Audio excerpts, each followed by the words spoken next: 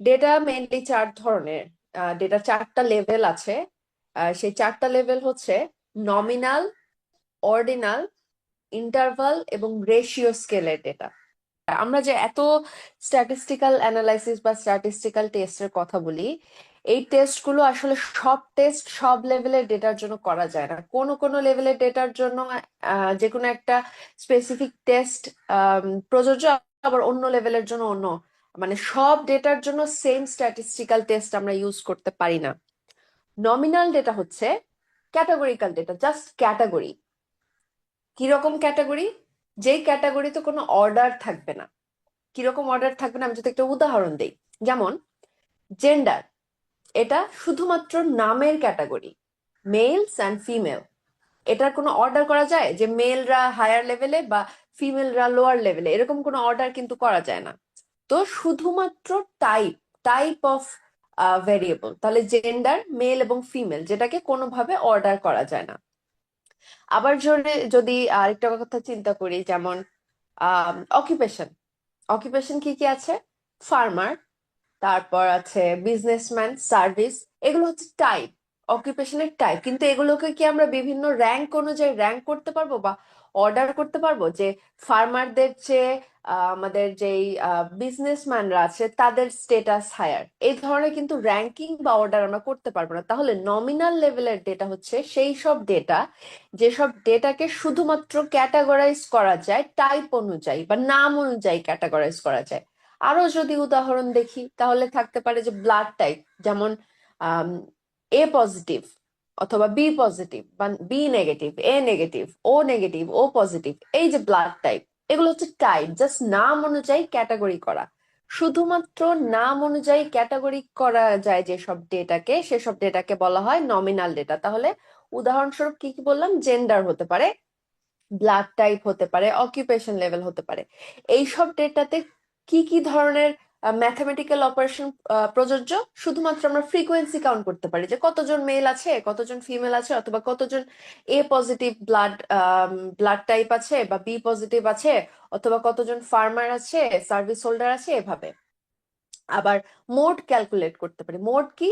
যে কোনটার ফ্রিকোয়েন্সি সবচেয়ে বেশি, কোন টাইপের ডেটা, যেমন ফিমেল বেশি না মেল বেশি, না অকুপেশনের ক্ষেত্রে সার্ভিস হোল্ডার বেশি বা হচ্ছে ফার্মার্স বেশি। এ ধরনের শুধুমাত্র টাইপ অনুযায়ী ক্যাটাগরি করাকে আমরা বলছি নমিনাল ডেটা। তার পরের টাইপ যেটা, সেটা হচ্ছে অর্ডিনাল ডেটা। অর্ডিনাল নাম থেকেই আসে, যেটাকে র্যাঙ্ক করা যায় বা অর্ডার করা যায়। এটাও ক্যাটাগরিক্যাল ডেটা, বাট এটাকে বিভিন্ন র্যাঙ্ক অনুযায়ী এটাকে অর্ডার করা যায়। এই র্যাঙ্ক গুলো বা অর্ডার গুলো নট নেসেসারি যে এটার ইকুয়াল স্পেস থাকবে, যে একজন যদি লো লেভেলের মানুষ হয়, তার চেয়ে যে হাই লেভেলের মানুষ বা নর্মাল লেভেলের মানুষ, এদের মধ্যে আমি এটা বলতে পারবো না যে লো লেভেলের যে মানুষটা তার সাথে হাই লেভেলের যে ডিফারেন্স সেটা হচ্ছে একদম ডাবল বা ট্রিপল। এরকম কোনো ইকুয়েশন আমরা দাঁড় করাতে পারবো না। এটাতে অর্ডার করা যায়, একটা র্যাঙ্ক করা যায়, বাট এদের মধ্যে যে ইকুয়াল স্পেসিং থাকবে না, যে আহ, একের ডাবল যে দুই সেটা আমরা বলতে পারবো না, বা দুইয়ের ডাবল যে চার সেটা বলতে পারবো না, এক্স্যাক্টলি সেটা বলতে পারবো না। ঠিক আছে? উদাহরণ কিরকম হতে পারে? যেমন এডুকেশন লেভেল। এডুকেশন লেভেলে বিভিন্ন ধরনের ক্যাটাগরি যদি আমরা ধরি, যেমন প্রাইমারি লেভেলের এডুকেশন হতে পারে, সেকেন্ডারি লেভেলের এডুকেশন হতে পারে, ইউনিভার্সিটি লেভেলের এডুকেশন হতে পারে। এখন আমরা কি এটা বলতে পারি যে যে প্রাইমারি লেভেলের এডুকেশন তার চেয়ে যে ইউনিভার্সিটি লেভেলের এডুকেশনে আছে সে হায়ার ক্যাটাগরিতে বিলং করে বা এক্স্যাক্টলি ডাবল তার স্পেসিফিকেশন বা কোয়ালিফিকেশন? আমরা কিন্তু এটা বলতে পারি না।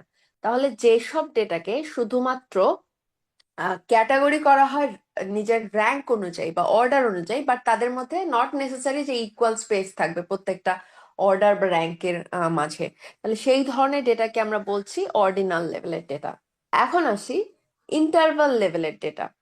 ইন্টারভাল লেভেলের ডেটা মানে হচ্ছে এই লেভেলের ডেটাগুলো প্রত্যেকটা ক্যাটাগরির সাথে অন্য ক্যাটাগরির একটা ইকুয়াল স্পেসিং থাকবে। যেমন 0 থেকে 20 ডিগ্রি সেলসিয়াস টেম্পারেচার বা 20 থেকে 40 ডিগ্রি সেলসিয়াস টেম্পারেচার, ধরো আমি দুইটা ক্যাটাগরি করেছি, যে 0 থেকে 20 ডিগ্রি সেলসিয়াস টেম্পারেচার আর 20 থেকে 40 ডিগ্রি সেলসিয়াস টেম্পারেচার। এখন এই দুইটা ক্যাটাগরির মধ্যে যে ইকুয়াল ডিফারেন্সটা, সেটা কি ইকুয়াল? ডিফারেন্সটা কি ইকুয়াল? যে 0 থেকে 20 ডিগ্রি সেলসিয়াসের মধ্যবর্তী যেই পার্থক্য এবং 20 থেকে 40 ডিগ্রি সেলসিয়াসের মধ্যবর্তী যে পার্থক্য, এটা কি ইকুয়াল?